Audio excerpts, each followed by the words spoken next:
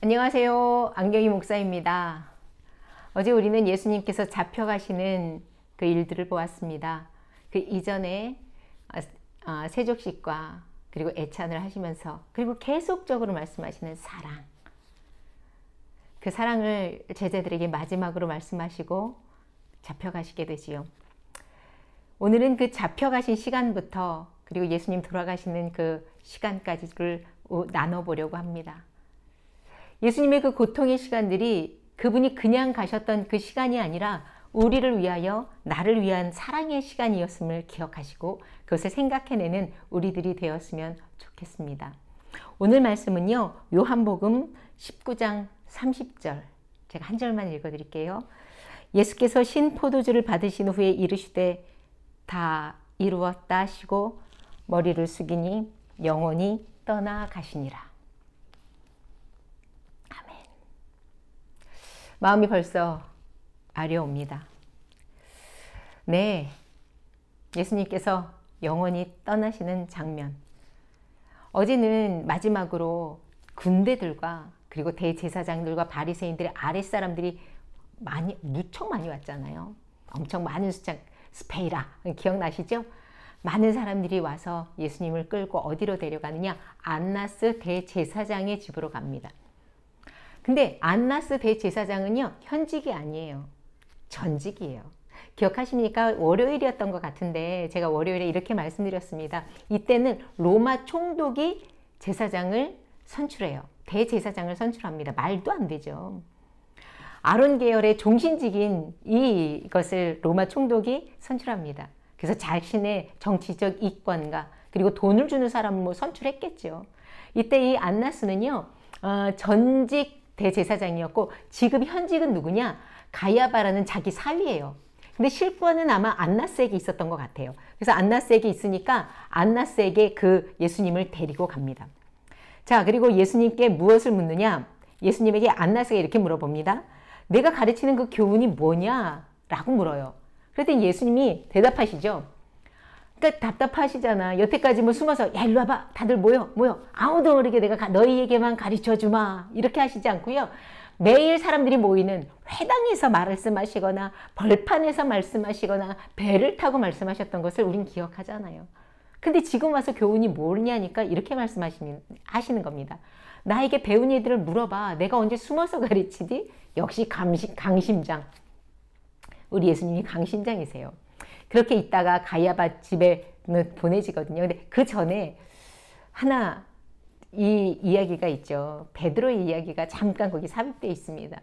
베드로는요, 다른 제자들은 다 도망가는데 도망은 못 가요. 그리고 너무 궁금해서 쫓아 들어갑니다. 들어가지는 못하고 거기서 막 불을 쬐고 막 이런 장면들이 나와요. 그러니까 거기 있던 여자아이가 얘도 같은 갈릴리 사람이고 같은 도당이다 말하니까 아니다, 나는 예수님을 모른다, 난 저자를 모른다 이렇게 말해요. 그냥 모른다, 나는 아니라 라는 정도만 이야기를 하는 것이 아니라 나중에는 내가 저주하여 부인한다고 말하고 맹세코 난 아니야 그를 이렇게 말을 하거든요.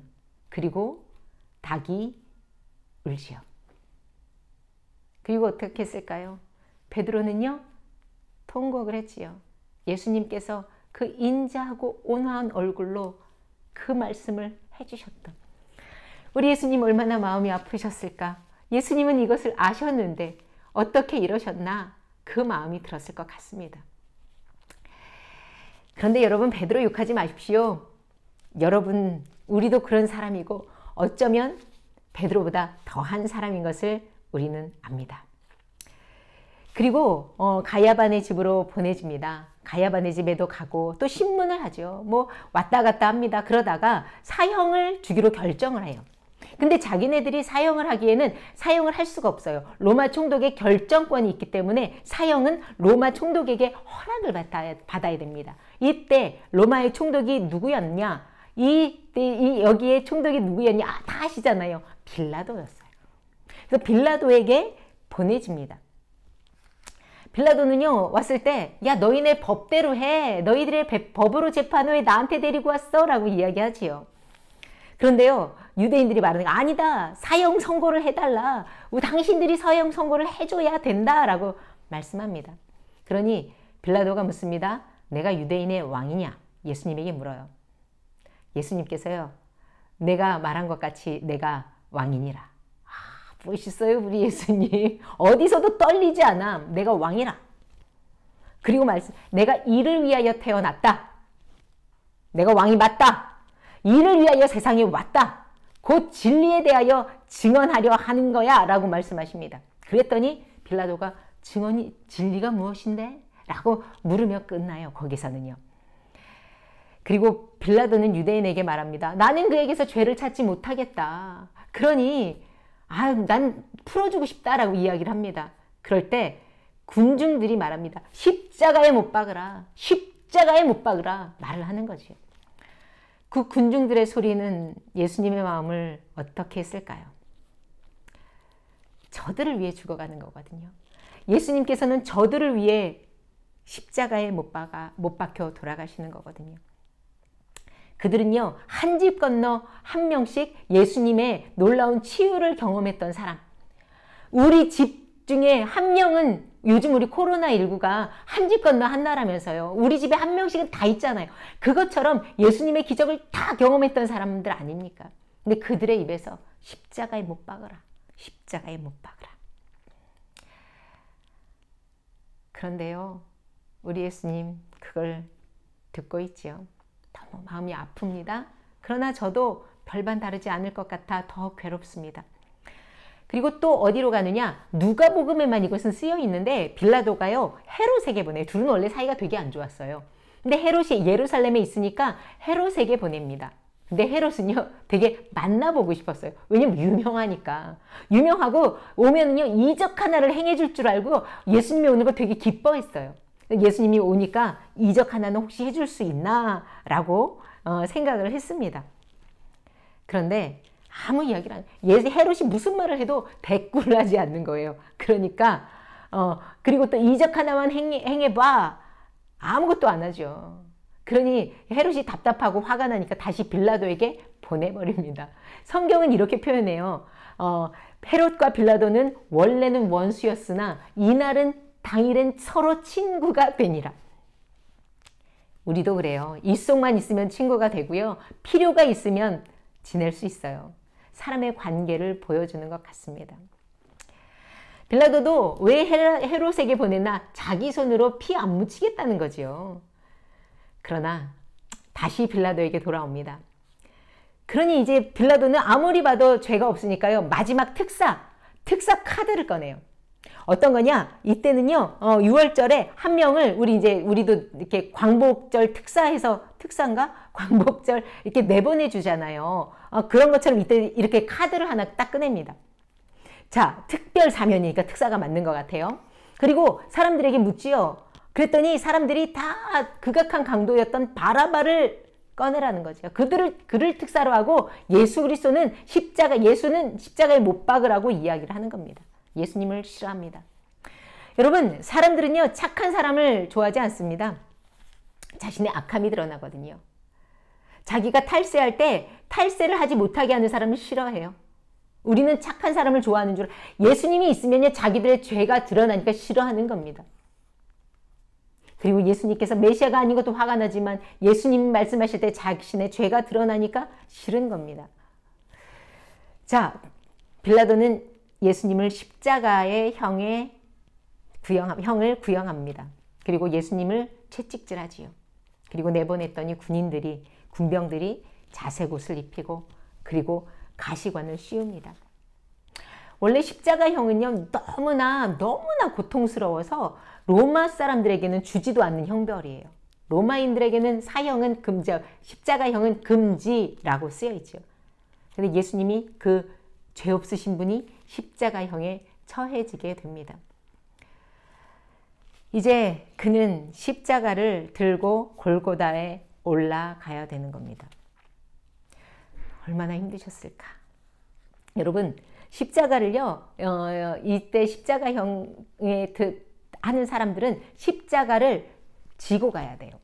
근데 이렇게 십자가를 지고 가는 것이 아니라 십자가는요, 십자가의 세로 나무는 이미 박혀 있어요. 그리고 가로 십자가만 가지고 가야 돼요. 그런데 그 무게가 대단했어요. 37kg에서 54kg 정도 된다니까 엄청 무거운 거겠죠. 근데 지금 예수님의 컨디션을 좀 생각해 보십시다.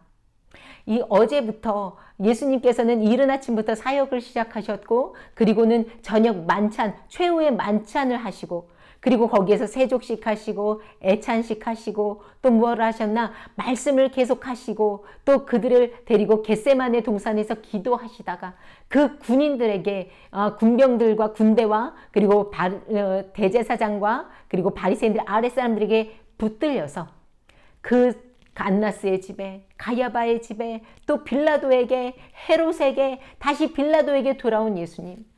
그리고 맞고 또 때리고, 그 사람들이 때리는 그 때림을 받고 침 뱉어짐을 당하고 옷은 찢기고 옷은 벗겨지고, 그 예수님의 컨디션.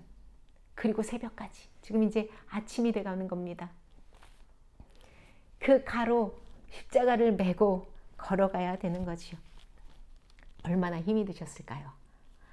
얼마나 힘이 드셨는지 그것이 성경에 나와 있어요. 왜냐하면 지고 가지 못해요. 예수님이 너무너무 힘이 드니까, 들고 가지 못하니까 쓰러지니까요, 거기서 지나가는 사람을 한 사람을 붙잡습니다. 그 사람의 이름이 바로 구레네 사람 시몬이에요.